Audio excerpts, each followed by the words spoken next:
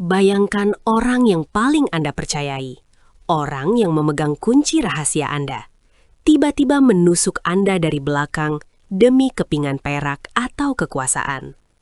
Sepanjang sejarah, pengkhianatan telah menjadi belati yang meruntuhkan tembok kekaisaran yang paling perkasa sekalipun. Dari sahabat karib hingga orang kepercayaan terdekat, mereka memilih untuk menukar kesetiaan dengan keuntungan pribadi yang sesaat. Hari ini, kita akan melakukan perjalanan mendalam selama 1 jam penuh untuk mengungkap 30 kisah pengkhianatan paling mengejutkan yang pernah tercatat dalam tinta emas dan darah. Siapkan diri Anda untuk memahami bagaimana satu keputusan gelap bisa mengubah nasib jutaan nyawa selamanya. Ini bukan sekadar cerita tentang kebencian, tetapi tentang bagaimana cinta dan kepercayaan bisa berubah menjadi racun yang mematikan. Selamat datang di kanal kami, tempat di mana kita membedah sejarah dari perspektif yang paling intim dan terkadang menyakitkan. Dalam video spesial ini, kita tidak hanya akan melihat nama-nama besar yang sudah kita kenal, tetapi juga individu-individu yang namanya mungkin terlupakan, namun dampak pengkhianatan mereka masih terasa hingga kini. Kita akan menelusuri motivasi psikologis, latar belakang politik, dan konsekuensi tragis yang menyusul setiap tindakan mereka. Pastikan Anda menyimak hingga akhir, karena setiap detil dalam narasi ini adalah potongan teka-teki dari sejarah manusia yang kompleks. Kita akan mulai dari zaman kuno yang penuh intrik hingga era spionase modern yang sangat dingin. Mari kita mulai penyelidikan kita ke dalam kegelapan hati manusia. Kita mulai dengan pengkhianatan yang paling ikonik di dunia barat, Yudas Iskariot. Sebagai salah satu dari 12 murid Yesus, Yudas memiliki akses langsung ke ajaran dan kehidupan sang guru. Namun, ia memilih untuk menyerahkan Yesus kepada otoritas Romawi hanya demi 30 keping perak. Tindakan ini sering dianggap sebagai lambang pengkhianatan tertinggi dalam teologi dan sastra. Alasan dibalik tindakannya tetap menjadi misteri sejarah. Apakah itu keserakahan, kekecewaan politik, atau manipulasi nasib? Ciuman Yudas di Taman Getsemani menjadi simbol universal untuk pengkhianatan yang dibungkus dengan kasih sayang palsu.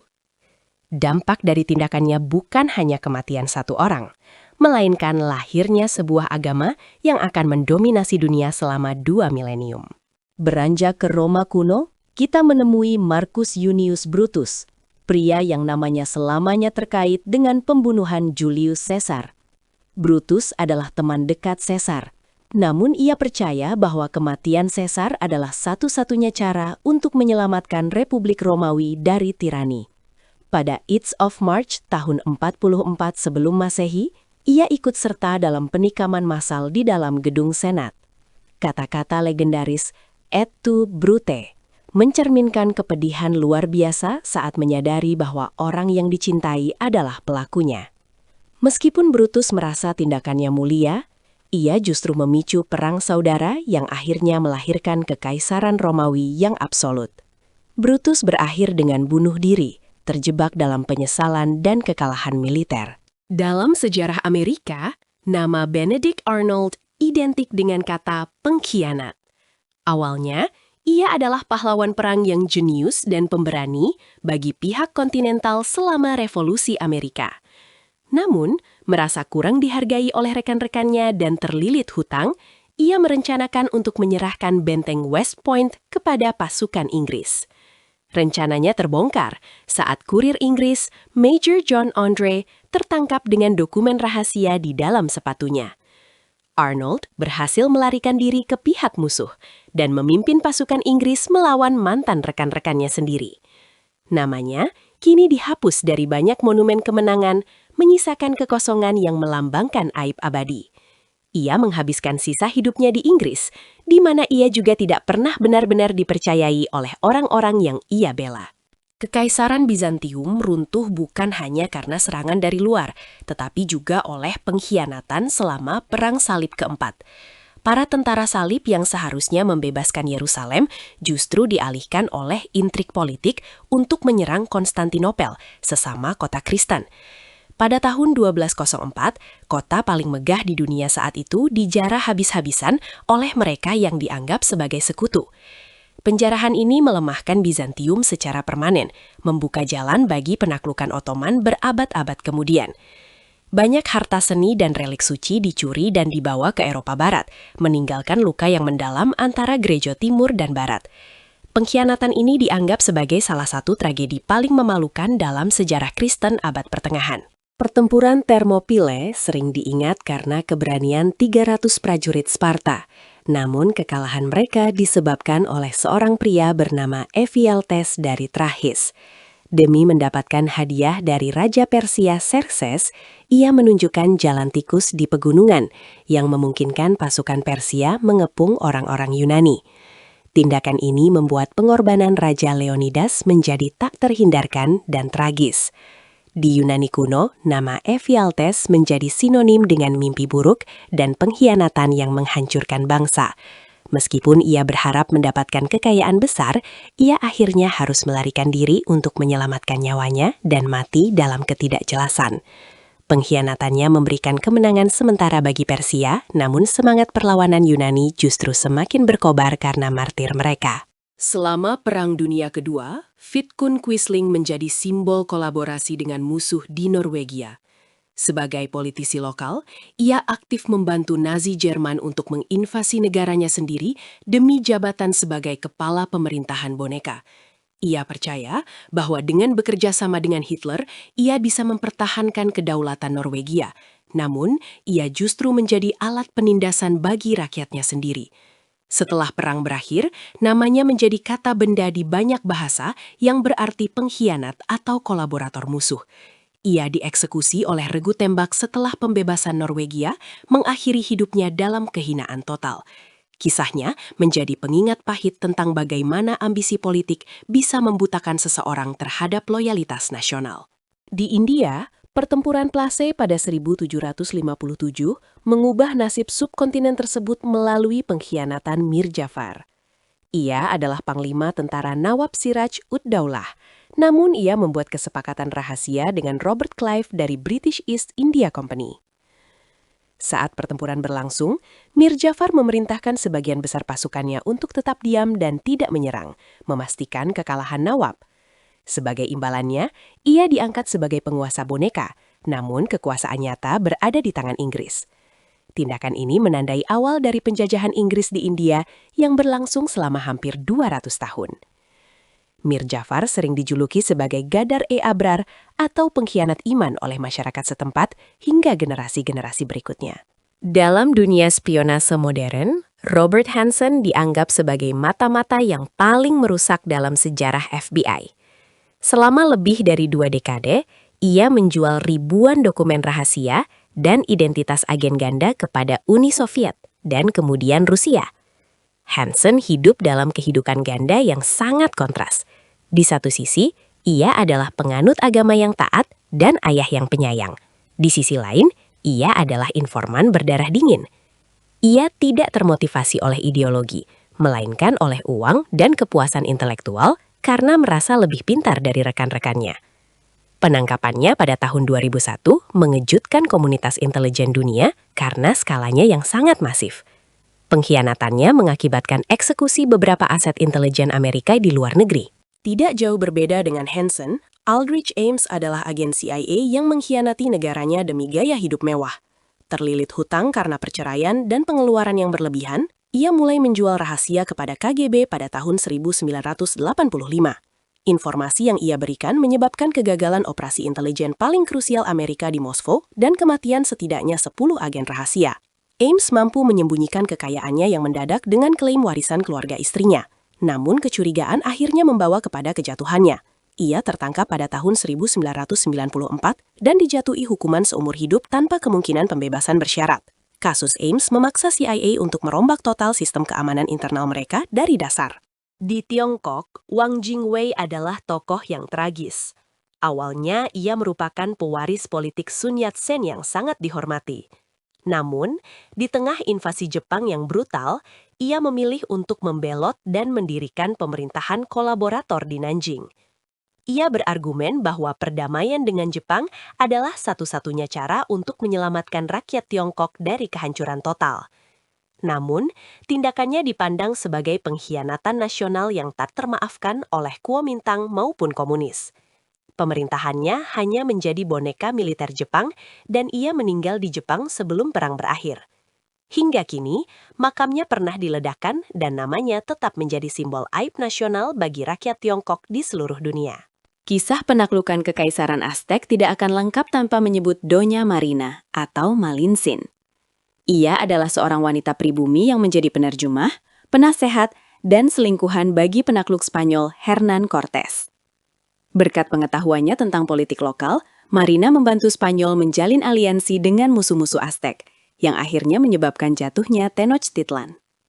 Di Meksiko modern, ia dipandang secara kontroversial sebagai La Malinche, simbol pengkhianatan terhadap bangsa sendiri demi penjajah asing. Namun, beberapa sejarawan melihatnya sebagai korban keadaan yang mencoba bertahan hidup dalam sistem patriarki yang keras. Terlepas dari perdebatan tersebut, tanpa kontribusinya, sejarah Amerika Latin mungkin akan sangat berbeda saat ini. Guy Fawkes adalah wajah dari pengkhianatan yang hampir meledakkan pusat kekuasaan Inggris dalam plot Bubuk Mesiu tahun 1605. Sebagai bagian dari kelompok Katolik radikal, rencananya adalah meledakkan gedung parlemen saat Raja James I hadir di sana. Mereka menyembunyikan 36 tong bubuk mesiu di ruang bawah tanah, namun sebuah surat kaleng memperingatkan pihak berwenang tepat waktu. Fawkes ditemukan sedang menjaga sumbu ledak dan ditangkap sebelum rencana itu terlaksana. Meskipun ia mengalami penyiksaan berat, ia awalnya menolak memberikan informasi tentang rekan-rekannya. Kini, kegagalannya dirayakan setiap tanggal 5 November di Inggris dengan api unggun, sebuah tradisi yang bermula dari peringatan atas selamatnya sang raja. Mareskal Philippe Pétain adalah pahlawan Perang Dunia Pertama bagi Prancis, yang dikenal sebagai pemenang Verdun. Namun, citra ini hancur total saat ia memimpin rezim Vichy selama Perang Dunia Kedua yang bekerja sama dengan penjajah Nazi. Ia menandatangani gencatan senjata yang membagi Prancis dan aktif membantu deportasi ribuan orang Yahudi ke kamp konsentrasi.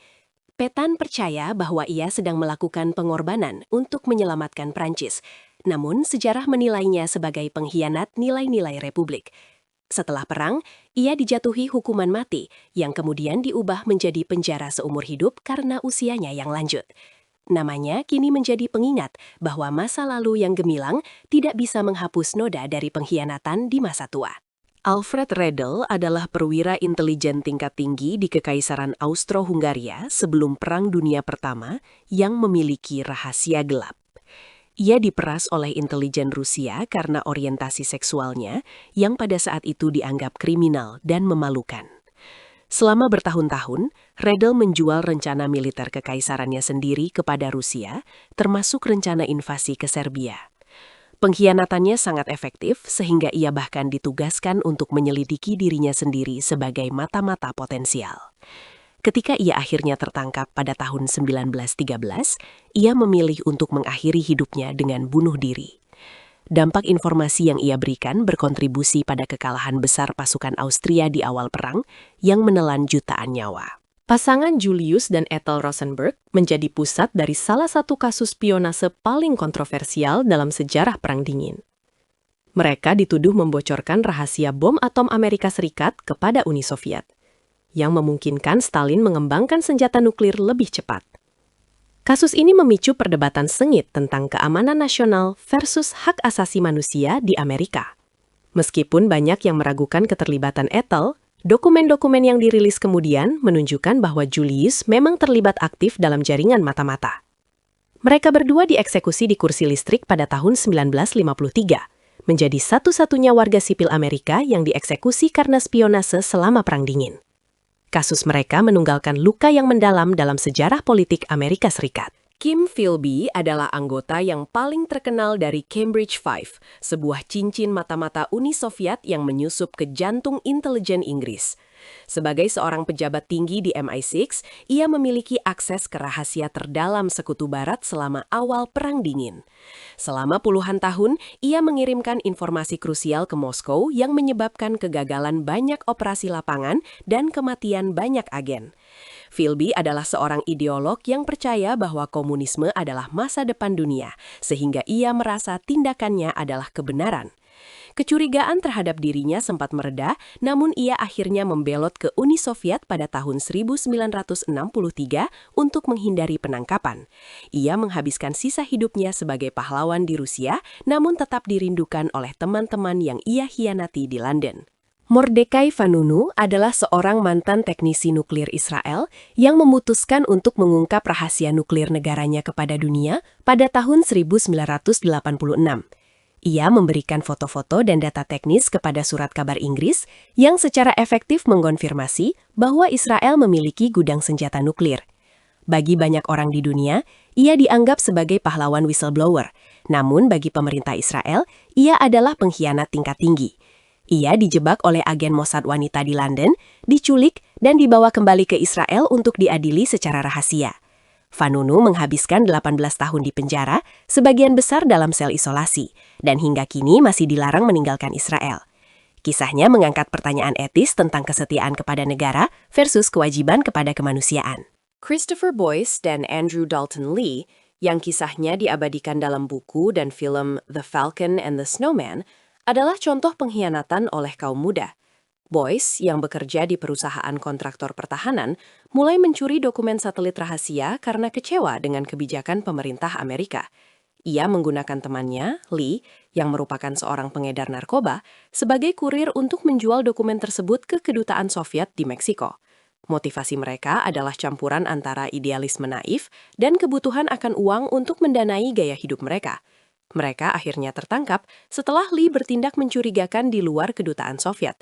Kasus ini menunjukkan bahwa pengkhianatan besar tidak selalu datang dari agen profesional, tetapi juga dari orang biasa yang merasa kehilangan arah. Jauh di masa lalu, penaklukan Tenochtitlan oleh Spanyol juga diwarnai oleh pengkhianatan internal di kalangan suku-suku yang tunduk pada Aztec. Suku Tlaxcalan, yang telah lama menderita di bawah kekuasaan Aztec, memilih untuk bersekutu dengan Hernán Cortés. Mereka memberikan ribuan prajurit dan logistik penting yang memungkinkan pasukan Spanyol yang kecil untuk mengalahkan kekaisaran yang masif. Bagi suku Tlaxcalan, ini adalah pembebasan. Namun bagi sejarah Meksiko, ini adalah awal dari kehancuran total peradaban pribumi. Aliansi ini membuktikan bahwa dendam internal seringkali menjadi pintu masuk bagi penjajahan asing. Tanpa bantuan pengkhianatan dari dalam ini, Spanyol mungkin tidak akan pernah bisa menguasai tanah Amerika Tengah secepat itu. Serupa dengan kisah Aztec, Kekaisaran Inca di Amerika Selatan runtuh karena pengkhianatan yang dipicu oleh perang saudara antara dua bersaudara, Atahualpa dan Huáscar. Francisco Pizarro memanfaatkan perpecahan ini untuk menculik Atahualpa setelah menjanjikan pertemuan damai di Cajamarca. Meskipun rakyat Inca membayar tebusan berupa satu ruangan penuh emas dan perak, Pizarro mengkhianati janjinya dan mengeksekusi sang kaisar. Pengkhianatan ini bukan hanya soal janji yang diingkari, tetapi manipulasi terhadap struktur kepercayaan bangsa Inca yang menganggap pemimpin mereka sebagai dewa. Jatuhnya Atahualpa menandai akhir dari kemegahan Inca dan dimulainya era penjarahan emas besar-besaran oleh Spanyol. Sejarah mencatat ini sebagai salah satu penipuan paling kejam yang pernah dilakukan penjajah. Dalam sejarah modern, pengkhianatan tidak hanya terjadi di medan perang, tetapi juga di lantai bursa dan korporasi. Kasus Enron adalah contoh bagaimana para petinggi perusahaan mengkhianati ribuan karyawan dan investor mereka melalui penipuan akuntansi yang sistematis. Kenneth Lay dan Jeffrey Skilling memanipulasi laporan keuangan untuk menunjukkan keuntungan palsu, sementara perusahaan sebenarnya sedang hancur. Ketika skandal ini meledak pada tahun 2001, miliaran dolar nilai saham menguap dan ribuan orang kehilangan dana pensiun mereka. Ini adalah bentuk pengkhianatan kepercayaan publik yang memicu reformasi besar dalam regulasi bisnis global. Pengkhianatan korporasi membuktikan bahwa keserakahan bisa sama merusaknya dengan spionase politik. Dampak psikologis dari pengkhianatan terhadap sebuah bangsa sangatlah mendalam dan bisa berlangsung selama berabad-abad. Masyarakat yang dikhianati seringkali mengalami trauma kolektif yang termanifestasi dalam rasa tidak percaya terhadap otoritas atau pihak asing. Hal ini menciptakan budaya kewaspadaan yang terkadang berlebihan dan menghambat kolaborasi internasional. Kita melihat pola ini dalam sejarah banyak negara pasca penjajahan atau pasca perang saudara. Pengkhianat seringkali dijadikan kambing hitam atas segala kegagalan nasional, sementara para pahlawan diagungkan melebihi porsinya. Memahami pengkhianatan berarti memahami bagaimana identitas sebuah bangsa dibentuk melalui luka-luka masa lalu mereka. Sejarah adalah guru yang keras, namun memberikan pelajaran berharga tentang harga dari sebuah kepercayaan. Jika kita menganalisis pola dari ke-30 kisah ini, kita akan menemukan 3 motif utama: uang, ideologi, dan balas dendam. Namun, ada elemen keempat yang sering diabaikan, yaitu rasa tidak puas atau merasa kurang dihargai. Banyak pengkhianat besar memulai tindakan mereka karena merasa bakat mereka tidak diakui oleh pihak yang mereka bela. Hal ini menunjukkan bahwa struktur organisasi, baik itu militer maupun sipil, harus memiliki sistem penghargaan yang adil untuk mencegah tumbuhnya benih ketidaksetiaan. Pengkhianatan jarang terjadi secara tiba-tiba. Biasanya itu adalah proses panjang dari akumulasi kekecewaan yang akhirnya mencapai titik didih. Dengan mempelajari motif-motif ini, kita bisa belajar untuk membangun sistem yang lebih kuat dan hubungan yang lebih tulus. Bagaimana sejarah mengingat para pengkhianat ini? Sebagian besar berakhir dengan nama yang tercoreng selamanya. Namun ada beberapa yang kisahnya dilihat dengan lebih nuansa seiring berjalannya waktu. Penulisan sejarah seringkali dilakukan oleh para pemenang. Dan definisi pengkhianat bisa berubah tergantung pada siapa yang memegang kendali narasi. Seorang pengkhianat bagi satu pihak bisa jadi adalah pahlawan pembebasan bagi pihak lain. Namun, tindakan yang melibatkan penipuan terhadap orang-orang terdekat demi keuntungan pribadi hampir selalu dipandang rendah secara universal. Warisan mereka berfungsi sebagai peringatan moral bagi generasi mendatang tentang pentingnya integritas. Nama-nama mereka tetap hidup, bukan untuk dicontoh, melainkan untuk dijadikan cermin bagi sisi gelap manusia. Dante Alighieri, dalam karyanya The Divine Comedy, menempatkan pengkhianat di lingkaran neraka yang paling dalam, yaitu lingkaran ke-9. Bagi Dante, pengkhianatan adalah dosa yang paling buruk karena ia menghancurkan dasar dari peradaban manusia, kepercayaan. Di sana, para pengkhianat dibekukan dalam danau es abadi, jauh dari cahaya dan kehangatan ilahi. Penggambaran ini mencerminkan betapa masyarakat abad pertengahan sangat membenci ketidaksetiaan. Meskipun kita hidup di zaman modern, perasaan mual yang kita rasakan saat mendengar kisah pengkhianatan membuktikan bahwa nilai kesetiaan masih sangat sakral. Seni dan sastra terus mengeksplorasi tema ini karena ia menyentuh ketakutan terdalam setiap manusia akan dikhianati oleh orang yang mereka cintai. Dalam refleksi akhir kita, kesetiaan bukan sekedar ketaatan buta, melainkan komitmen terhadap nilai-nilai yang lebih besar dari diri sendiri. Pengkhianatan seringkali merupakan pilihan termudah saat menghadapi tekanan, namun ia membawa beban yang sangat berat bagi jiwa pelakunya. Banyak pengkhianat dalam sejarah berakhir dengan kehancuran mental, paranoia, atau kematian yang tragis. Mereka mungkin mendapatkan kepingan emas, namun mereka kehilangan kedamaian batin dan tempat di hati masyarakat. Kesetiaan membangun, sementara pengkhianatan hanya bisa menghancurkan. Di dunia yang semakin kompleks ini, menjaga integritas adalah tantangan yang paling mulia. Mari kita belajar dari masa lalu agar kita tidak mengulangi kesalahan yang sama di masa depan. Kita telah menelusuri 30 kisah yang menunjukkan betapa rapuhnya benang kepercayaan yang mengikat sejarah kita. Dari medan perang kuno hingga ruang server intelijen modern, motifnya tetaplah sama: pencarian kekuasaan, kekayaan, atau pengakuan dengan mengorbankan orang lain. Namun, sejarah juga menunjukkan bahwa pengkhianatan seringkali menjadi katalisator bagi perubahan yang tak terduga. Ia menguji ketangguhan bangsa-bangsa dan memaksa mereka untuk berevolusi menjadi lebih kuat. Setiap kisah yang kita bahas hari ini adalah pengingat bahwa pahlawan sejati bukan hanya mereka yang menang, tetapi mereka yang tetap setia bahkan di saat yang paling sulit. Terima kasih telah mengikuti perjalanan panjang ini untuk memahami sisi gelap dari kemanusiaan. Terima kasih telah menonton dokumenter panjang ini hingga selesai. Kami berharap kisah-kisah ini memberikan perspektif baru bagi Anda tentang sejarah dan sifat manusia. Mana dari kisah pengkhianatan ini yang menurut Anda paling mengejutkan? Tuliskan pendapat Anda di kolom komentar di bawah. Jika Anda menikmati konten sejarah mendalam seperti ini, silahkan klik tombol like dan bagikan video ini kepada teman-teman Anda. Jangan lupa subscribe dan aktifkan lonceng notifikasi untuk update seru lainnya tentang misteri dan sejarah dunia. Sampai jumpa di video berikutnya, dan ingatlah untuk selalu menjaga kepercayaan yang diberikan kepada Anda. Jangan lupa like and subscribe untuk update seru lainnya.